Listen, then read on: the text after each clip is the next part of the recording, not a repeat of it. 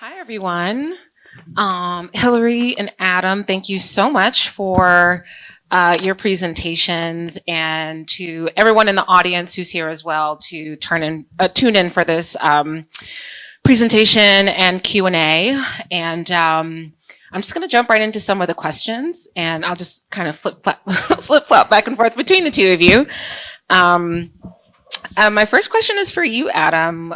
Since we're just wrapping up your conversation and presentation around work requirements, I'm wondering if you can just say more about why you think work requirements in your study didn't yield large impacts on participation in the labor market when so many policies are designed, especially in Virginia, to induce folks to go that way. Do you think it's admin burden, communication? Why do you think that was? Yeah, so what we suspect is that there's a lot of other barriers that people face that aren't related to kind of the economic incentives of just a policy. But people, face other barriers to employment, like do they have transportation that's reliable, that's affordable, right? Maybe their hours are such that they're very kind of lumpy, or they're, kind of more, unstructured, so that they're not able to meet the 80 hours per month requirement on that consistent basis. But we think actually this is probably one of the most important kind of areas for future research, is to probably use more surveys to understand kind of what are the key barriers that people face. Is it, part of it could be, the hassles of recertification. We did some work in our studies that found that recertification was playing a small role, but not the major role. A lot of other work has found that recertifications really lead a lot of people to exit from SNAP. In our setting, these were folks who had been on SNAP and gone through multiple recertifications. And so we think that's a reason why that channel wasn't quite as prominent in ours. But we think that kind of focusing on those other barriers to employment are really important. I would really be curious to know, once that research is done and distilled down, like what that looks like, especially in a state like Virginia that's largely rural, especially outside of the Northern Virginia area. And also from state to state, the amount of time required to do a recertification varies. It can be as short as 3 months in some places, as long as a year in other places. And if you can imagine having to go every 3 months to recertify, that could be a challenge. In the paper, you and your co-authors identified homelessness as a characteristic that increased the likelihood of being removed from SNAP if the person is an ABOD and subjected to work requirements. And we know here in the Bay Area, the issue of particularly unsheltered homelessness is really, really bad and difficult to manage at a local level and at a state level. And, I'm really curious about why that condition in particular in Virginia, for the research that you all did, stood out as a main driver. I know that not having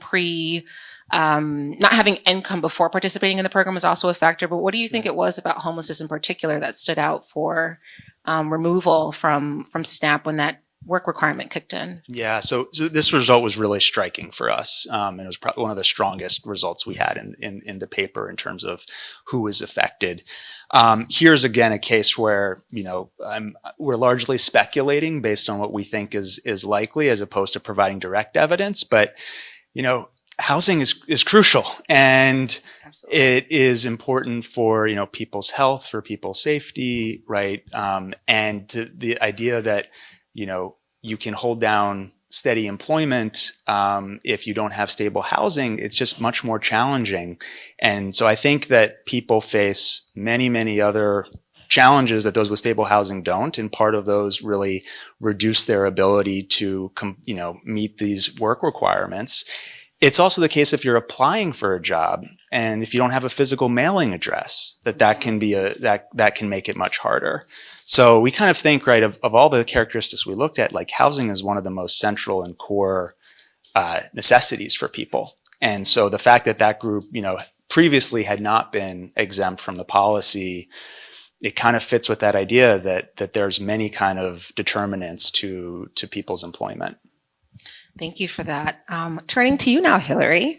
You described SNAP as the fundamental safety net in America. I agree with that statement. It's a very, very important program. Can you say more about why you describe it that way and how SNAP in particular differs from other programs that make up the social safety net that we care about? Yeah, I think there are three key things that maybe four things that characterize a safety net in America. The first one is we don't spend much, but let's put that one aside. The second is we tend to favor programs that are very targeted.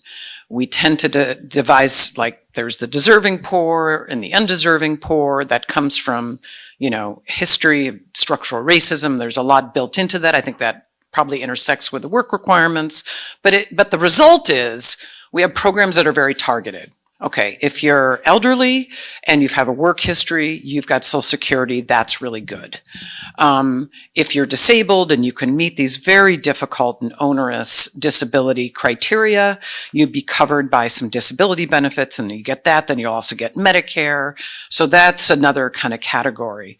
Children are also, so basically there's kind of three groups that typically throughout US history are sort of the preferred groups that we care more about, as implied by where we tend to provide benefits. And children are definitely one of those groups. And so we have things like the Earned Income Tax Credit, and that's targeted at families with children and not families without children.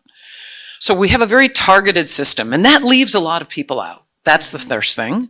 The second one, and this is very related to Adam's work, many elements of our social safety net are conditional. And by far, if you're not elderly and you're not disabled, the most common conditionality is work. So we've got explicit work requirements, as Adam talked about, for this subset of SNAP recipients. But the Earned Income Tax Credit, which is the biggest anti-poverty program for children in America, requires work of the parents to get it. So we have this kinds of conditionality that is built into most of our elements of the social safety net, which then, every one of these things is going to be leaving people out. And then the third thing is that we have a system where states have a lot of discretion. And so the result of that is that some states, like the state we live in, tends to be more generous, and other states much less generous. And SNAP has always been a federal program. The funding fully comes from USDA, except for the administrative costs that states have to bear, which is not small, but by comparison, small. And the benefit level is set federally. And so it really does create a floor. And you might say, well, wait a second, food costs more in California. Maybe we should have a higher benefit in California than in a neighboring state that has lower food costs. I think that's a reasonable thing. And I think we as a state could top up the federal SNAP grant in order to do that. But the bottom line is this creates a kind of floor that many of our programs, think about the Obamacare and the ACA, fully funding Medicaid expansions at the state level for 5 years, and many states did not take that up. So when we leave it up to states, there are many states that choose not to do things or to do them at a lower level. And so that was all by way of like, this is baked into our social safety net. And SNAP is really not those things, with the exception of the work requirements and with the very important exception of many immigrant groups who are not eligible for SNAP. Those are very important subgroups. But by comparison to other programs, SNAP is the closest thing to universal. If you're income eligible, you're eligible for SNAP. And that combined with its feature of consistency across states to protect against less generous states is where I land on it being the fundamental safety net in America. Thanks for that response. Yeah. That was very robust.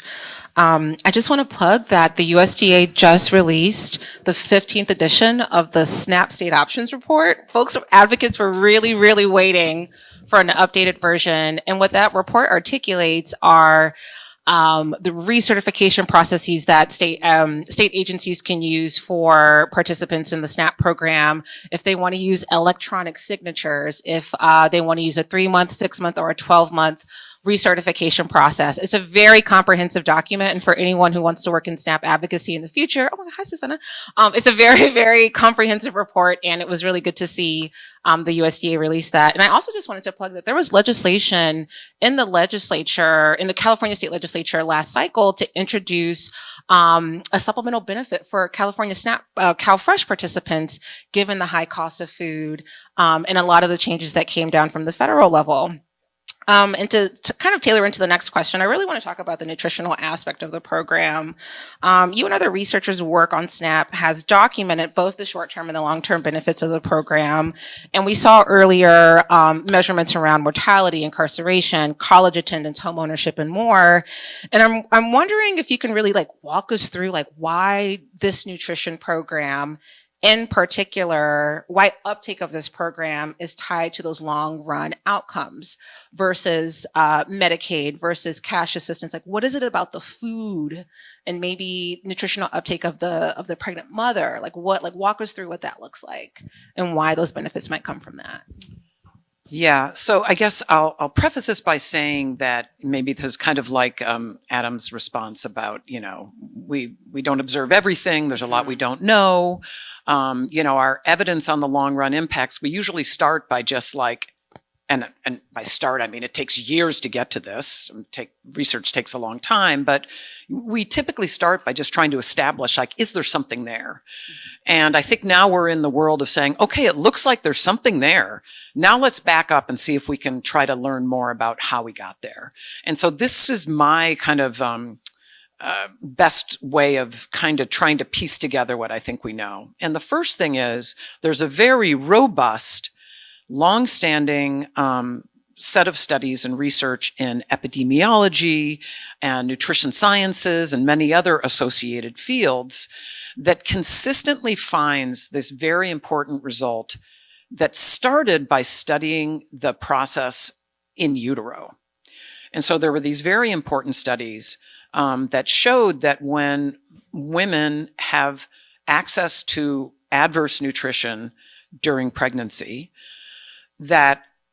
and the child, survives and lives and goes on into life, there are some quite severe risks that are at a higher risk in adulthood that tend to appear post-reproductive age, like very consistently worse metabolic syndrome. So this is something that has been documented for some time. And so metabolic syndrome is like obesity, high blood pressure, diabetes, heart disease, this sort of set of conditions. And this has kind of been explained by the importance of what happens when you're faced with less access to food when you're still in development. Critically, of a child in utero, a fetus in utero. And when there's less nutrition, either quantity or quality, the fetus develops in a way that is adapting to that setting and becomes very efficient in its process, trying to survive. And what we think happens is that setting sort of becomes fixed. That's the biology of it. Once it develops, that metabolic syndrome setting it's established. And what happens when you go out into the world, in a world where there isn't famine, a lot of the initial studies were in very severe kinds of restrictions. And then you're out in the world 20 years later and 10 years later in a normal food environment, your body sort of gets overloaded. And you then get this higher risk of metabolic syndrome. So this is like this, I have a kind of clear epi-pathway of how you can get from worse nutrition in early life. And there were studies from rats that showed that this kind of metabolic risk also was, they were at risk after birth. So it wasn't just in utero, it was like in early life, in rat life. I don't know what rat years are, but in rat life, in early life. And, but there hadn't really been any human studies that kind of established that this, not just in utero, but in early childhood, this could be really important. And so the very first study that I did on this, which I actually didn't summarize, we focused on metabolic syndrome because that had been so established in the epi literature. And so we indeed found that children that had access to food stamps, and again, it really mattered in utero, or 9 months before birth, that's what we see in the data, and up until around age 4 or so, those are the years when having access to SNAP, and it's a very clear dose response, what we call dose response, which means more years, more months of SNAP kind of linearly reduces your risk for this metabolic syndrome. Once we established that and sort of replicated these epi findings, we said, well, maybe there also might be effects in other domains. And, in nutrition sciences, people aren't looking at economic outcomes. That's just not what they look at. And so that's when we started to do this other work that showed this really broad effects. And so where do we think this is coming from, if not through this metabolic syndrome kind of channel that I tried to do my best to describe? I remember when I told my mom about this work, and she's like, Hillary, let me see if I got this. Kids eat better.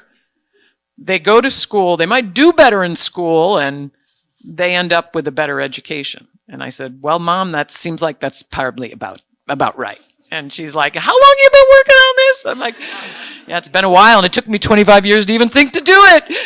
So I don't know, that's oversimplifying, but I do think that there's a little bit of a chain that might have a nutrition channel to it that we could sort of tell. And, there's a lot of work that shows that, like, when kids have access to school meals, they do better on standardized tests. Like, there is a pathway that we see. Is that the only pathway? I don't think so. And the reason I don't think so is that some of these same patterns have been found for Medicaid.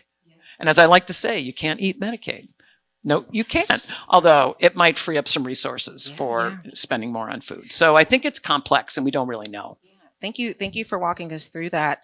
I was also quickly going to ask about the WIC program too. Does any of your research touch on that, or is complementary to the WIC program findings? WIC is so important. It serves many fewer people because it's very targeted. To get back to the targeting story, it is targeted at pregnant women and infants and children up to age 5. And it's extremely important for those 6 or 7 million, does that sound right? Yeah. I think children and women that have access to WIC. We don't yet have long-term evidence on WIC. We've got a lot of short-term evidence that shows it is incredibly effective at improving infant birth outcomes. I have a paper that uses a kind of similar methodology that Adam talked about, where we look at kids that lose access to WIC when they turn age 5 because they're no longer eligible, and it's very sharp. And so you can do one of these regression discontinuity designs like Adam was showing you. And we find, interestingly, that the kids don't seem to be any worse off when WIC is stopped in the household, but moms are worse off.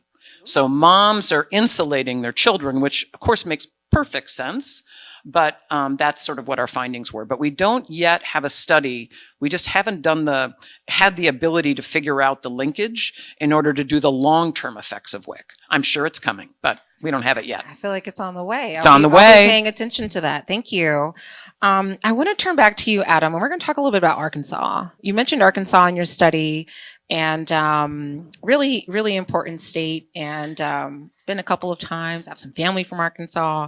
And you referenced the Medicaid study, or the analysis around work requirements for Medicaid in Arkansas in 2018. They also implemented work requirements for SNAP in Arkansas in 2016. So these really kind of, work requirement programs in succession. And the study was done by the Urban Institute, and they were the first state to do that as well, to implement those work requirements for SNAP. And they found that the rules were confusing for service providers, for SNAP participants. Participants had limited access to jobs and other income earning opportunities, and that policy and administrative changes would benefit participants. And further, there was confusion regarding whether the participants themselves or their employers needed to submit verified hours worked or spent doing a qualifying activity. So the folks who are working and their employers are like, who submits this? How do we verify this? And I can just imagine that being really, really annoying if you think you're doing the right thing and trying to be compliant with this particular set of rules. And I'm wondering, what does your research and others' research point to in terms of best practices around implementation and managing work requirements for ABODs? And are there any best practices at all to point to? Yeah, so I'll start with, as long as the states have to comply with this policy, there's a few things that they could try to think about doing. I mean, the first, kind of as you were alluding to, is about communication, kind of trying to clearly communicate to the SNAP recipients, especially when work requirements turn back on after having been off for many years, right? That often a notice gets sent out that's like one page and kind of says, if you, fit into these categories, you may have to work if you're going to receive benefits for more than this many months, but being really clear about what qualifies, right, as an activity. What types of training qualify, volunteering, for example, what types of work qualify. That's really important. It's also the kind of thing you don't just want to send, I think, something in the postal mail, which is common. You send something in the postal mail, you send a notice, but sometimes, right, a lot of the SNAP clients also are looking at their benefits via text messages on their phone. So the mode of communication is really important. And a lot of people don't open mail, right? And so Guilty. Yes. So, that's kind of the first big hurdle. On the caseworker side, as you mentioned, I've sat in on some trainings in Virginia of PowerPoints in which, now that work requirements are coming back, maybe there's new caseworkers who haven't had to deal with this in the past. And there's a whole system of, that the caseworker sees from their side that says, okay, this is a person's what's called clock, and they have this many months in which they have to, the requirements. It's super complicated. And so I think training on the caseworker side is helpful so that they can really help the clients.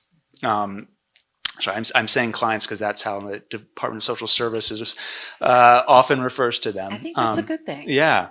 And I think that in addition to those dimensions, though, focusing on how to ease recertification is also really important. So, one thing that Hillary mentioned was like the move to having more telephone-based, I think, certification. So you don't have to actually physically show up for something. You can, recertify over the phone. The other thing, I think, going back to the communication side is on language translation, right? So making sure that the notices, whatever being sent, in the number of languages that corresponds to that population, that's really important. So it's not just going out saying English. Those are just some of the basic things, but those are like the key things so that people at least have to know, because when the Arkansas Medicaid study, which we can also talk a bit more about, most people didn't know how to submit, and they could only do so via a website that they could be accessed via a computer. So you couldn't call, you couldn't report your hours on the phone. You had to go to a website accessed via computer. Wasn't only open for like an hour per That day? was for SNAP. Yeah. Oh, that was the Yeah, SNAP I was one. about to. I Yeah. was really trying to find that data point in the Urban Institute study, and it was just nonsensical, if I can say that. It was open during work hours when people should have been working, and when they were done working, they couldn't log their hours. It was just like, who thought of this? Like, why was this way? It's no, and you can wonder why in some cases this is like, potentially very, thought out designs of some of these policies. But I think the other thing then to think about is states do have some discretion, which we can also talk about in terms of not just how the program's working, but like ways of giving exemptions to certain groups. That was my follow-up question in terms of, when these things are being designed or implemented, what are the roles of state agencies? What are the roles of other groups, maybe advocacy groups or internal working groups, maybe the caseworkers themselves? And maybe this is a little bit of a hat switch, but who do you think should be centered in that process or be a part of that table when thinking about how to design a well-functioning program for work requirements? Yeah, so state agencies have, I'll kind of first talk about one key mechanism that state agencies have, and then kind of talk about, I think, that really excellent second question about, who should be centered in that process. So states can submit requests to the Food and Nutrition Service at USDA to have whole counties be exempt from work requirements because of high unemployment rates, for example. So the idea is the unemployment rate's really high, doesn't matter, how hard somebody's trying, they just maybe can't find employment, so we don't want to take away their SNAP benefits in that case. And states vary in how much kind of they use that, but most states I think use that to a large degree. So that's something that will provide everybody with a waiver regardless of kind of age. The other mechanism that's really important is states have various amounts of individual waivers that they can use on particular clients in any way they see fit. This is not a super well-known part of the policy, but essentially states have a stock of discretionary exemptions. Say more. Yeah. Really interesting. I'm less familiar with this. And states, so the way that states accrue these exemptions is based on their caseloads of prior ABODs. And that really varies a lot by state. So as to how much they have. So for example, California has about 500,000 right now. That's 500,000 person months that they can use to exempt somebody from having to meet the work requirements. Smaller states, I think California, Virginia has 500,000. California, I think, has like 850,000. Some Not states, surprising. Very big state. Some states though that are smaller have like less. Like New York, I think, has 180,000. Right? Even though it's much bigger than Virginia, it has far fewer. So states are kind of set up in different ways to be able to use those. And I'm working now with Virginia to try to help them think about how to maybe allocate those in a randomized fashion so that we can learn some more things, about this policy and try to, figure out who's best served by these exemptions. And then I think kind of the caseworkers and individuals, really centering them in the discussion. I think so much of it is client facing. So much of it is, the caseworker's role in this, that I think it's really important to focus on that relationship. There was a lot of research that came out during the COVID-19 pandemic, the height of that, about administrative burden experienced by caseworkers and just like the general increase in the number of people who are applying and seeking benefits and the impact that that had on them in terms of their wages, hours worked, overall stress and experience in the workplace. And I think it was a dual opportunity to make sure that folks who were seeking benefits were treated well and had access to what they needed to determine eligibility and, to get through that application process, but to also make sure that the workers themselves were not leaving their jobs or leaving their positions because of being overburdened in terms of their actual workloads. And so there's a former professor at Berkeley, Professor Linos, who's at Harvard now, but some of her research focused on the burden actually experienced by the caseworkers themselves, which I thought was very novel. I want to transition to talking about SNAP and COVID-19 era policies. And I'd like to talk more about what we've learned from the expansions to SNAP under COVID and what the future might hold given ongoing political debates, the always looming government shutdown. The next one might be on January 19th, which is my birthday. I hope it isn't. That will be very awkward. And also the corresponding Farm Bill reauthorization process, which is a really, really important bill that largely focuses on agriculture policy, but a large portion of the Farm Bill is Title IV, the nutrition title. And in terms of overall funding for the Farm Bill, I think it's projected that the next Farm Bill, about 83% of funding will be going to nutrition programs like SNAP. And so those are really important complementary issues to focus on. And Hillary, I'm wondering if you can talk about some of the ways that SNAP was expanded, and what the abrupt ending to those expansions in March looked like, and what it's meant for the nutritional status of families and just overall experience of folks in the program, if anything comes to mind. So I think the good news is that we really had an incredibly robust response, not just through SNAP, but the other things that were expanded during COVID. I mean, definitely the best response that I think we've ever had, even proportionate to the size of the labor market shock. It was really incredible. And so there were these different ways that SNAP was expanded, but the bottom line is it's all gone. So in the business, it's known as the cliff. So the benefits cliff ended in March of this year. And, we're already seeing a lot of evidence of, I talked to the people here in Berkeley at the Berkeley Food Network here in town. They're seeing demand for their services really increasing. I was on a call the other day with the policy director at the Alameda County Food Bank saying that I think I got this number right, that think about, so what happens at this quote cliff? Well, on average, the average household experienced a $175 reduction in their SNAP benefit, and that's a monthly benefit, or on a per person basis, it's $90. So that was the shock that households experienced in March of 2023.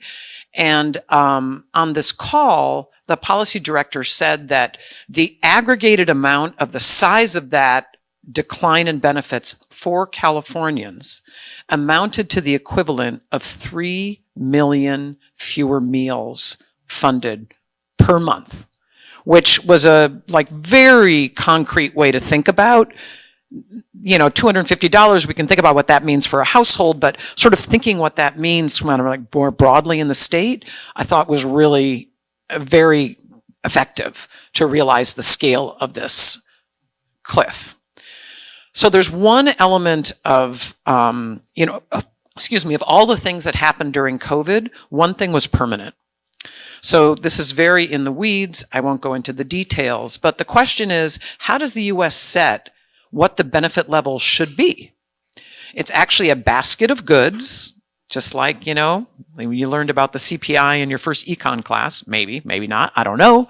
And then we have the prices of those goods, how they change from year to year, and that is what adjusts the price of SNAP each year. And actually, that's another reason why SNAP is the fundamental safety net in America. It actually gets adjusted for changes in prices every year, and most benefits don't.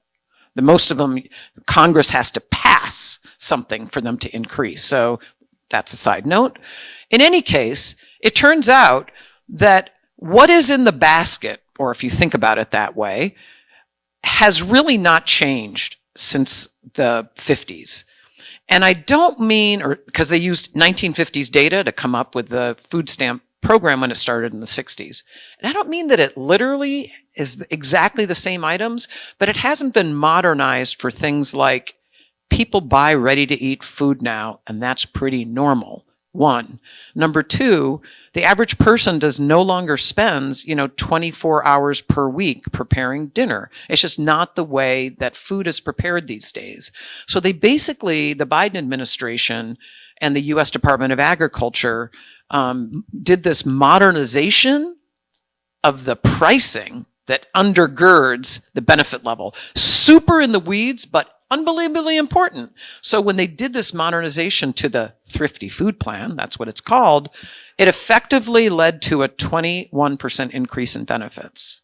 So that happened in the soup of all of these changes. And when the COVID era things went away, it is true that we're at a higher benefit level than we were in 2019, adjusting for price changes. So that's one thing that stuck. I sort of lost the train of thought here. No, we were. COVID was bad. The policy response was good. And now we're in a bad place because most of those policies have gone away and we're seeing need really increase. And I think maybe to just land on something positive, I think we learned that we know how to do this. Like we experienced this economic shock that was by some measures worse than the Great Depression. And we managed to hold the line on food insecurity. Like props to that. Yeah. Poverty went down. Like it's not rocket science how to do this. And we spent a lot to do it. So we can do it again. There we go. I'm going to land on a positive note to that little walkway. No, that was good. Also, some of the budget and the anticipated budget expenditures for the next farm bill are higher because of that modernization, because of that higher benefit level, and also inflation and COVID era spending. But a lot of our more conservative counterparts were pointing to those budget expenditures from the CBO and saying, this is too much. We need to spend less. This is a bloated program. And it's like, no. We need to put work requirements on everybody. That's going to come up. Yeah. 100%. Thank you for that. I'm very cognizant of the time. I know that we're wrapping up at 5:30, and I went through that stack of questions there to see which ones sort of overlapped with our last set of questions. And the next sort of set of questions pertain back to college student hunger and thinking about, our positionality here on UC Berkeley's campus with undergraduate students, PhD students, postdocs, and everything else in between. And I mean, someone just wrote on the question, one of these questions, just like, what would you do? Like, what's your magic wand? What would you do to improve this program? Would you stick to what you know? Do you have any novel policy ideas that you've been waiting to share with a large room like this? Or do let's define the problem. So yeah. I think it was under Janet Napolitano as UCOP president, who is now our colleague in public policy.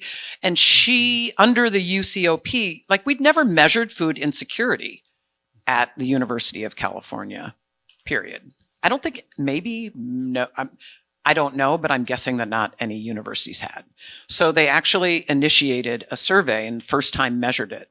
And the numbers were, I'm not going to surprise anybody in this room, but I looked back at this and it was 40% overall of students at Berkeley, 48% of undergrads, and a slightly lower rate among grad students were food insecure at the University of California, Berkeley. And I think they broke it down by campus. That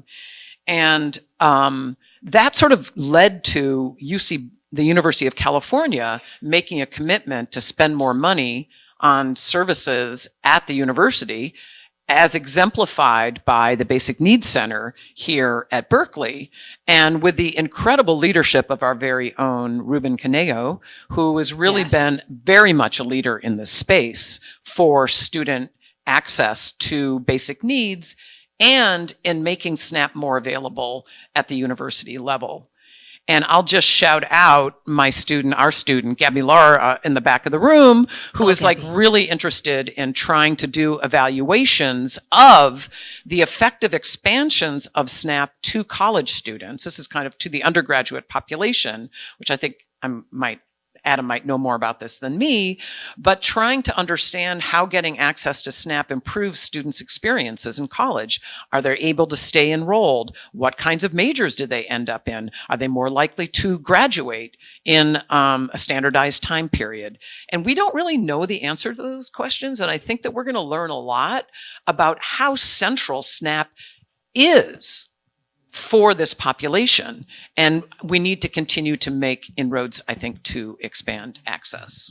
I would just to quickly add to that excellent set of remarks that I think there's some legislation, some folks may know more about this than me, but that is sponsored by Senator Padilla to make students who are eligible for federal work study kind of make sure that they are guaranteed and notified of SNAP eligibility, and then to make it easier for them to also be given the forms. So it's easier to receive benefits because there are statistics of just many, many students who are eligible but not actually receiving SNAP. And so anything that I think the university can do, again, kind of coming back to the whole bureaucracy and administrative burdens to just make that process easier for eligible folks to get benefits would be a great thing.